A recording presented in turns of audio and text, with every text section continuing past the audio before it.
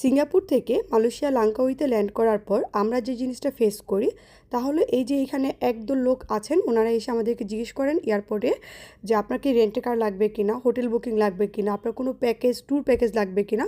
আমরা ওনাদেরকে politely avoid করে আমাদের যে পেইড হোটেল বুকিং করা আছে সেই অ্যাড্রেস অনুযায়ী আমরা অ্যাপসের মাধ্যমে কার বুক করি এবং আমাদের কারটা চলে আসে টাইমলি। আর সবসময় একটা ব্যাপার মনে রাখবেন, অচেনা রেন্টে কারে উঠবেন না। অচেনা জায়গায় অচেনা দেশে গিয়ে মোবাইল অ্যাপসের মাধ্যমে বুক করার চেষ্টা করবেন। আর সবাই যে যা বলবে চুপচাপ শুনবেন, কিন্তু ওটা নিয়ে বেশি ওদেরকে ইনফরমেশন দিতে যাবেন না। আমরা যখন এই গাড়িতে উঠি তখন আমাদের কিন্তু ড্রাইভারও কিন্তু ওনার ফোন নাম্বারটা দিচ্ছিলেন, উনি আমাদেরকে বলতেছিলেন কোথায় যাব, কতদিন থাকবো, কোন দেশ থেকে আসছে, এরকম অনেক টাইপের কোয়েশ্চেন করবে। যতটা সম্ভব আপনি কম ইনফরমেশন ওনাদেরকে দিবেন। আমার সবসময় একটা সাজেশন থাকবে, যেখানেই যান, যেই দেশে নতুন একটা দেশে গেলে অ্যাপসের মাধ্যমে কার বুক করা ট্রাই করবেন। কারণ অচেনা জায়গায় অজানা জায়গায় কারোর সাথে শেয়ারে রেন্টে কারো উঠবেন না বা কোনো গাড়িতে উঠবেন না। আর কোনো জায়গায় বেশি কারোর সাথে ইনফরমেশন শেয়ার করবেন না।